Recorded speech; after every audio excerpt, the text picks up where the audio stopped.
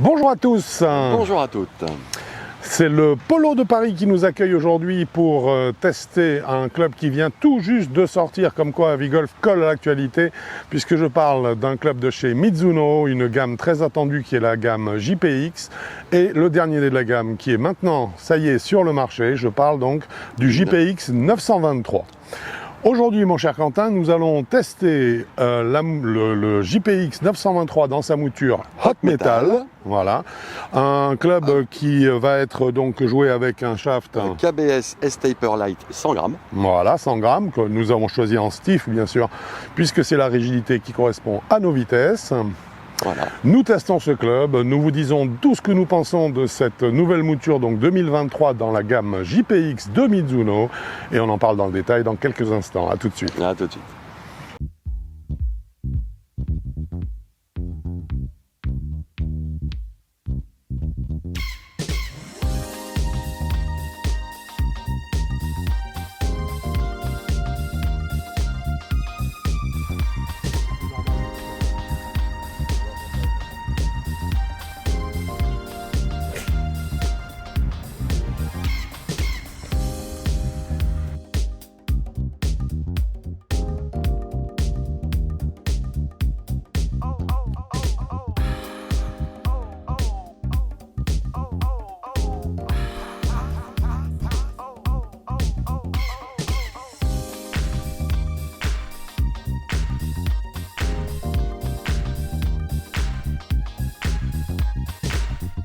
Eh bien, ça y est, mon cher Quentin. Et oui, c'est fait. C'est JPX 923 Hot Metal, non plus de secret pour nous. Oh, pas beaucoup en tout cas.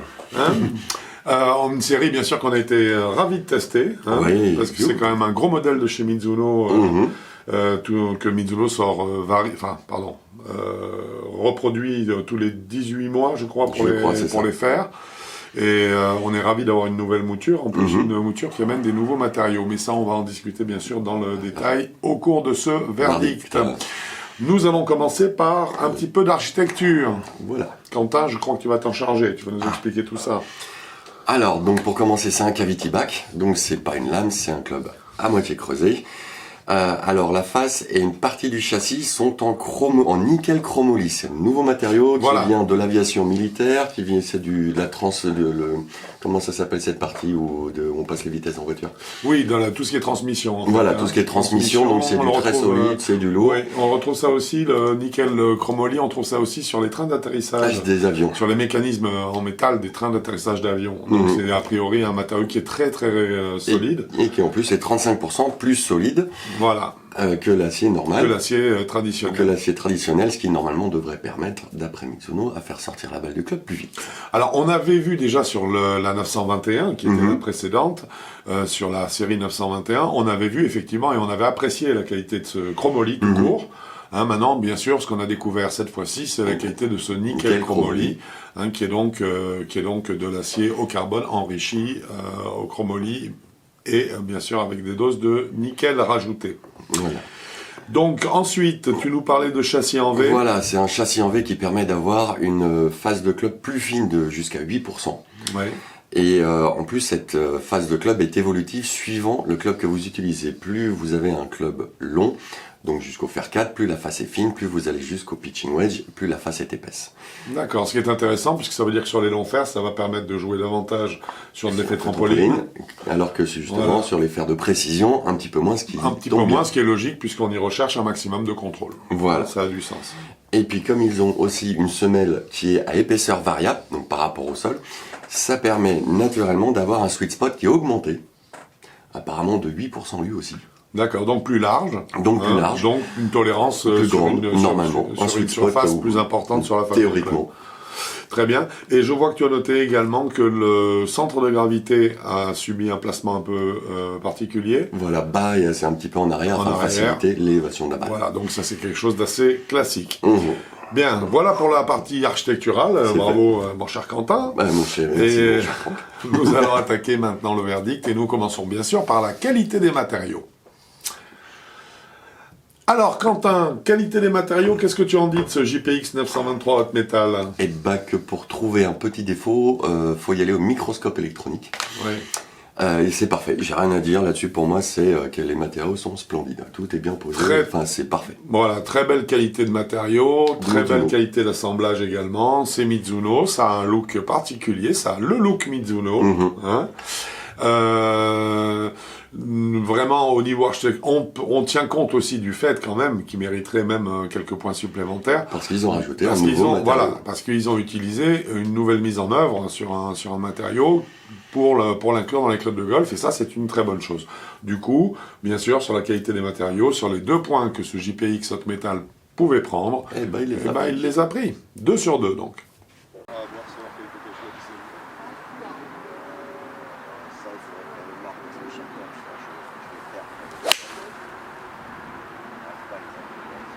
Nous parlons maintenant des qualités statiques.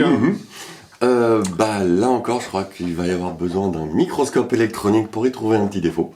Ouais, que très nous bon n'avons pas trouvé. Emplacement de balle parfait. Le club ne se couche pas. Hein, voilà, il reste bien droit quand on descend un petit peu le shaft ou qu'on le remonte. Absolument. Il n'y a pas de mouvement monumental. Non, rien à dire à ce niveau-là. L'emplacement de balle, on l'a dit, est parfaitement juste. Donc, a priori, il incite le joueur à imprimer un angle d'attaque qui va être parfait à la balle. Donc là-dessus, rien à dire. Et donc 2 points sur 2 points.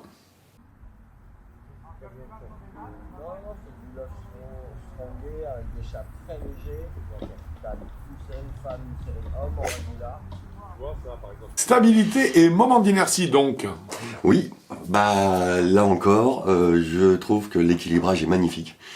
Le club bouge pas, enfin c'est pas qu'il bouge pas, c'est qu'il y a un mouvement extérieur qui vient gêner quoi que ce soit dans le swing. Oui. Et puis je dirais que on est sur un cavity back.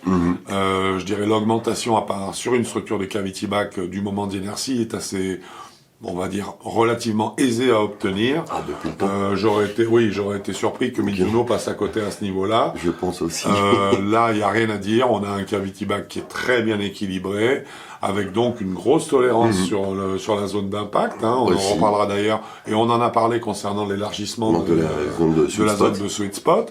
Donc là, on la retrouve parfaitement, et donc on a une grande stabilité, donc un grand mouvement d'inertie, malheureusement qui n'a pas été chiffré. Donc on n'a pas l'info chiffrée. Donc c'est que nous qui... Voilà, mais on sent très bien que le moment d'inertie est important, et c'est pourquoi sur les 2 points, on lui a donné forcément les 2 points.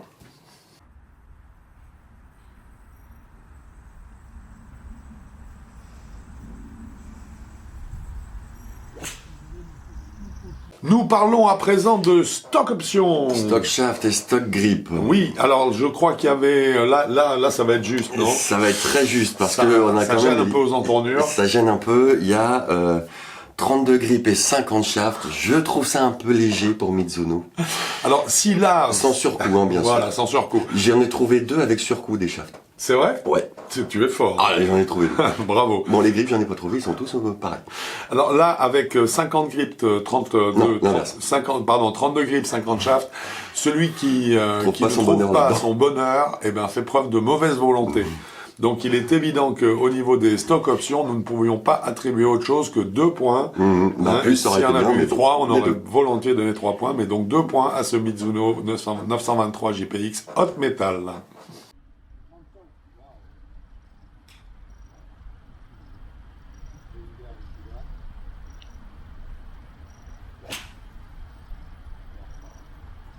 Puissance et Smash Factor, c'est un chapitre qui intéresse tout le monde. Oui. Et puis là, encore une fois, j'ai pris une petite volée. Ça Monsieur Smash Factor. Ça arrive, je suis désolé. Tu nous as quand même claqué à 1,47. Eh ben oui. Propre. Moi, je crois que j'ai réussi à monter à 1,41 ou 42, je crois. Oui, c'est ça. Mais pas plus haut. Joli. 1,47, donc je crois que tout est dit. Voilà, et puis surtout, ça avance. Voilà, donc les distances vont avec. On obtient donc un Smash Factor qui est pratiquement un Smash Factor de driver. Avec un fer 7. Voilà, ça c'est fait. Une puissance bien sûr énorme, c'est le principe du nickel chromoly. hein, c'est d'arriver à un durcissement qui donne une vitesse de démarrage de balle en sortie de club aussi importante que possible. Ben là, c'est complètement réussi. On avait déjà été séduit par la mouture 921 parce que le chromoly était vraiment efficace sans arriver à un durcissement trop important de la face du club. Hein, on n'avait pas eu de pression. Donc, c'était vraiment un compromis excellent entre toucher et puissance. Là, avec l'ajout de nickel, bon, ben, ce qui est certain, c'est que la puissance est encore plus au rendez-vous. La preuve, ce smash factor d'un 47. Par contre, on verra peut-être un petit peu plus tard, notamment au niveau des sensations, que le toucher est peut-être un petit peu moins doux que sur la mouture 921. On va y venir. On va y venir tranquillement. En tout cas, en ce qui concerne la puissance, nous ne pouvions faire autre chose que de lui attribuer, bien sûr, les 2 points. Les 2 points.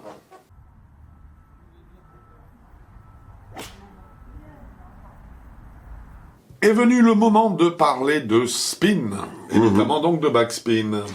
Et bah là, j'avoue, j'ai une belle surprise, moi, perso. Hein. Moi, j'ai jamais fait aussi peu de backspin avec un fer sec. C'est vrai que chez toi, c'est rare. Chez moi, c'est plutôt rare. Là, on commence à attaquer le spin un peu bas. Bah vas-y, tu peux donner le chiffre. Hein. Bah, en moyenne, pour nous deux, on est à 4400. C'est la moyenne de nos 2 séances cumulées. Donc c'est la totalité des coups qu'on a frappés, moyenne 4400 tours. Et moi, en général, j'ai un spin un peu élevé, de fait de mon swing. Naturel. Oui, naturel, voilà. Donc là, moi, personnellement, je suis un peu gêné, je trouve ça un petit peu bas. Alors, ça explique la distance. Ça l'est. Non, ça l'est. Ça rejoint tout à fait ce qu'on disait à l'instant sur le nickel chromoly. Ça sort bien. Hein. C'est-à-dire qu'elle sort tellement vite que la croche, elle est moins... Il n'y a pas la tendreté de l'acier n'est pas suffisante pour que la balle accroche véritablement. Parce que sinon, si ça avait été volontaire, ça aurait été illogique. On fait pas un cavity back avec un taux de spin qui est à 4400 tours, alors que la moyenne du PGA Tour est avec des lames, ou des semi-lames, est à 7000 tours. C'est beaucoup plus. Et puis un fer 7, on veut du spin.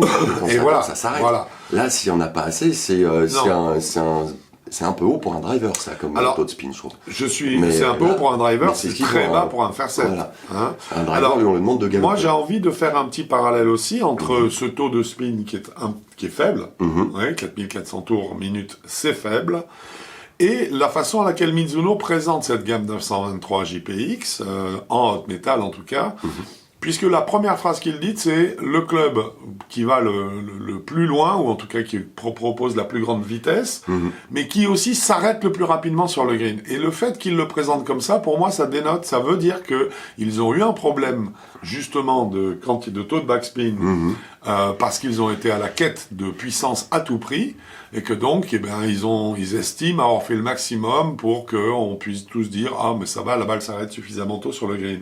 Tu vois? Mais ça implique quand même qu'il y ait un petit problème à ce niveau-là, et on le retrouve, en fait. Hein. Voilà. 4400, forcément, on ne pouvait pas attribuer autre chose que la moyenne, simplement, que 1 point sur les 2 possibles. Logique. Parce que nous avons des grilles, nous avons des normes, et que là on est trop en dessous de la norme des 7000 tours minute pour ne pas sanctionner ce faible taux de backspin.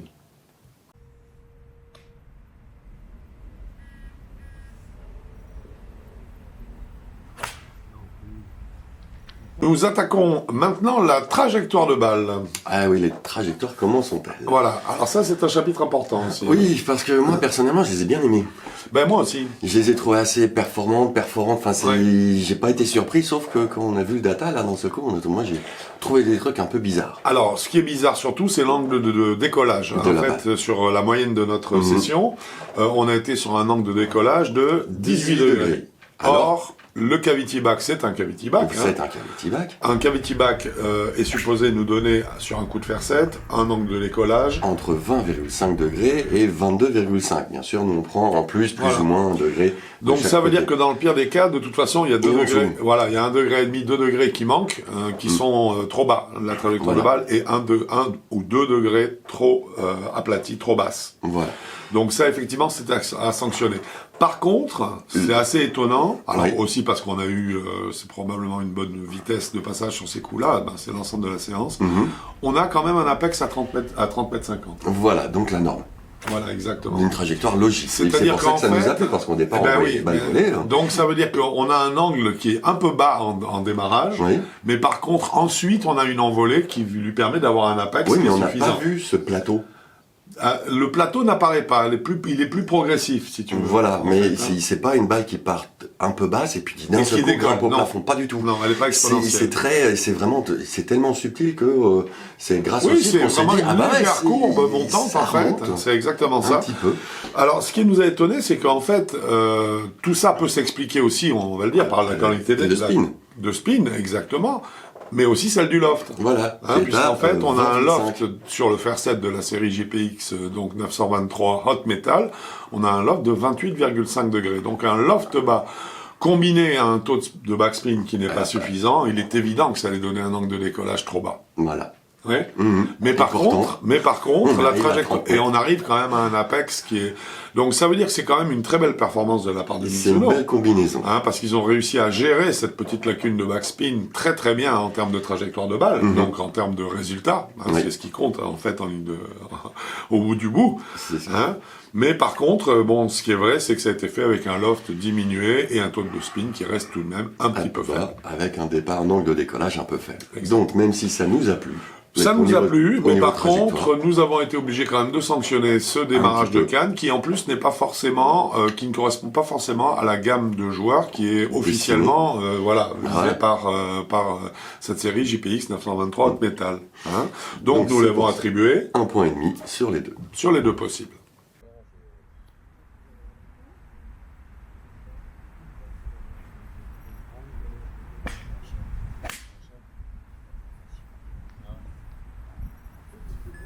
Un chapitre important maintenant puisqu'il s'agit du feedback, donc du retour d'information que vous avez quand le club percute la balle. Qu'est-ce que tu nous dis, mon Quentin, à ce niveau-là? Alors, moi, je suis un fan de Mizuno. Oui. J'adore le toucher Mizuno en général. Là, bon, c'est un cavity back avec un peu creusé et puis avec ce nouveau matériau, je savais pas du tout à quoi ça m'attendre. J'arrive à identifier à peu près où est tapée la balle, mais l'onde de choc au moment de l'impact, se distribue tellement dans la face de club. Tellement vite que, alors, j'aime pas, ça correspond pas, mais c'est un peu vitreux. Moi, je dirais plutôt clair. C'est un peu clair, mais d'un coup, ça... Mais cette onde de choc se pulvérise dans toute la face de club. C'est comme un flash qui viendrait prendre toute la tête de toute la face de club. Cette onde qui se rebondit dans tous les sens donne une impression d'avoir tapé la balle dans une zone vachement large. Pour une tête de club. Donc on ne sait pas exactement où, on sait à peu près où, mais pas exactement où. Le bruit est sympa par contre. Oui, super. Quand le toucher est assez agréable, mais c'est vrai que cette espèce de d'éparpillement complet et de rebondissement de toute l'onde de choc dans la face de club peut-être perturber un petit peu. Moi, ça m'a la lecture, en tout cas, pour trouver la lecture du sweet spot. Du point d'impact. Alors, c'est intéressant, cette idée de... Mais je suis d'accord. Moi, j'ai trouvé que en fait, ce nouveau nickel chromoly était un petit peu plus clair, un peu plus sec peut-être que le chromoly initial. Tu vois, et c'est vrai que le sweet spot ayant été élargi... En plus. Ça masque un tout petit peu quand même l'identification vraiment exacte du point d'impact. Mais bon, ça reste maintenant, c'est vrai, un feedback agréable par contre, mais un petit peu clair à mon sens. Au bout du compte, de ce fait, nous avons attribué 1,5 point à ce club sur les deux possibles, donc au niveau du feedback.